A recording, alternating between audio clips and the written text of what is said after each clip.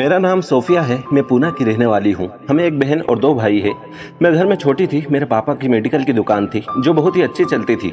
मेरे भाइयों की शादी हो चुकी थी और वो जॉब करते थे। माँ पापा को मेरी शादी की फिक्र लगी रहती थी, लेकिन पता नहीं क्या बात थी, मेरा कहीं रिश्ता नहीं हो पा रहा था।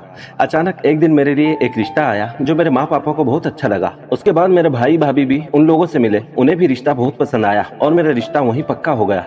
कुछ महीनों बाद मेरी शादी तय हो गई। सभी घर वाले शादी की तैयारी में लग गए क्योंकि मेरी शादी में समय बहुत कम था। वो दिन भी आ गया जिस दिन मेरी शादी थी। उस समय मेरे ससुराल वालों से मेरे पापा की लेन देन के बारे में कोई बात नहीं हुई थी। मेरी शादी होटल में हो गई और मेरे ससुराल वाले अपने घर वापस चले गए। हम भी अपने घर वापस आ गए। घर आने के बाद सब लोग अपने अपने कामों में लग गए। तभी कुछ लोग चेहरे पर मुखौटा लगाए हुए हमारे घर के अंदर आए।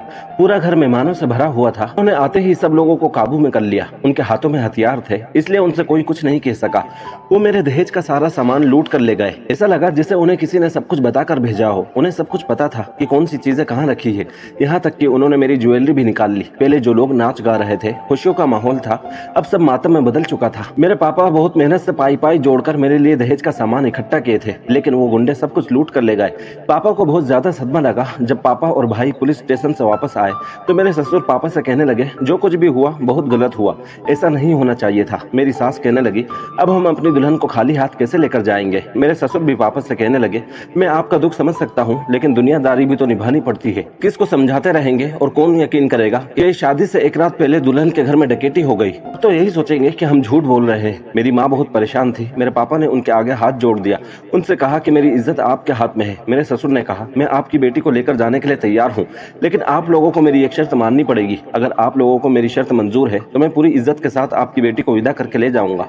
पापा ने पूछा कि आपकी क्या शर्त है। उन्होंने कहा, अगले 5 दिन तक आपकी बेटी अपने पति के कमरे में नहीं, हमारे घर की नौकरानी के कमरे में रहेगी और वहीं उसी के साथ सोएगी। उनकी शर्त सुनकर मेरे पापा और बाकी लोग बहुत हैरान हुए, लेकिन इस समय पापा बहुत मजबूर थे, कुछ नहीं कर सकते थे। इसलिए उन्होंने मेरे ससुर की शर्त मान ली। अगले दिन वो लोग मुझे रुखसत करवा कर ले गए।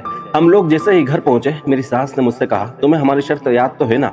मैंने कहा, मुझे याद है। उन्होंने कहा, तुम हमारी नौकरानी के साथ उसके कमरे में जाकर आराम करो। उनकी बातें मुझे बहुत बुरी लग रही थी। ऐसा लग रहा था जैसे उन लोगों के सीने में दिल ही नहीं है। मैं अपनी आंखों में आंसू साफ करते हुए नौकरानी के साथ उसके कमरे में चली गई।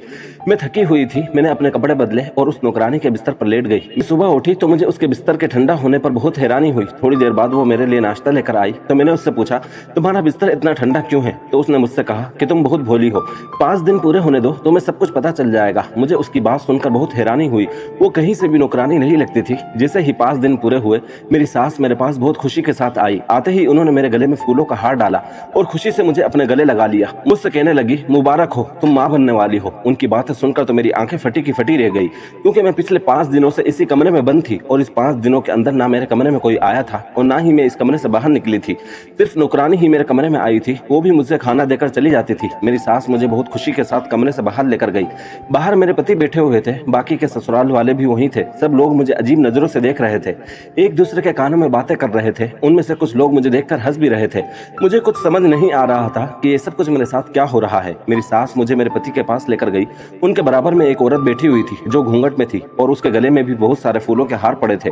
मुझे अपने पति पर बहुत गुस्सा आया। वो मेरी जगह किसी और औरत को कैसे दे सकते हैं। मेरी सास ने मुझे अपने पति के दूसरी तरफ बिठा दिया और सबसे कहने लगे, देखो इस लड़की के कदम हमारे घर के लिए कितने शुभ साबित हुए। मुझे अपनी सास की बातें बिल्कुल भी समझ नहीं आ रही थी।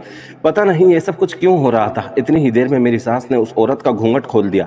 जैसे ही उस औरत की तरफ नजरें उठाकर मैंने देखा तो मेरे पैरों तले जमीन निकल गई। वो औरत कोई और नहीं बल्कि वही थी जो नौकरानी बनकर मेरे पास खाना लेकर आ रही थी, जिसके कमरे में मैं 5 दिन सो रही थी। मैं ये सब कुछ बर्दाश्त नहीं कर सकी और चक्कर खाकर गिर गई। मेरे भाई भाभी भी ससुराल में आ गए थे। मुझे इस हाल में देखकर वो लोग बहुत परेशान हुए। उन्होंने मुझे उठाया और कमरे में लेकर आए और होश में आते ही रोने लगी। मुझे रोता हुआ देखकर वो बहुत परेशान हुए। आखिर तुम इतना क्यों रो रही हो। मैंने भाभी से सब कुछ साफ साफ बता दिया कि उन्होंने झूठ बोलकर अपने बेटे की शादी मुझसे करवाई है। उनका बेटा तो पहले से ही शादीशुदा है। इनको किसी बाबा ने बताया था कि अगर वो अपने बेटे की संतान चाहते हैं तो किसी कुमारी लड़की से उसकी शादी करवा दे और 5 दिनों के लिए कमरे में बंद कर दे, और जब वो कमरे में बंद हो तो कोई भी उसके कमरे में ना जाए सिवाय उनकी पहली पत्नी के। ऐसा करने से उनके बेटे को संतान की खुशी मिल जाएगी। मेरी भाभी ने मुझे तसल्ली दी और मेरी सास को खूब खरी खोटी सुनाई। मुझे घर वापस लेकर आ गई। पापा ने मुझे डिवोर्स दिलवा कर मेरा रिश्ता दूसरी जगह तय कर दिया। मेरा कोई इरादा नहीं था दूसरी शादी करने का। मैं सदमे से बाहर नहीं निकल पा रही थी, लेकिन मुझे माँ पापा की खातिर ये शादी करनी पड़ी, क्योंकि मैं अपनी माँ पापा को और परेशान नहीं देख सकती थी। मेरी वजह से पहले ही वो बहुत परेशानी उठा चुके थे और मेरी पहली वाली सास ने अपने बेटे की खुशी के लिए मेरी जिंदगी को नर्क बना दिया था। मेरी दूसरी जगह शादी हो गई। मेरे दूसरे पति बहुत ही अच्छे थे, उनके साथ मैं बहुत खुश हूँ और अपने अतीत को भूल चुकी हूँ।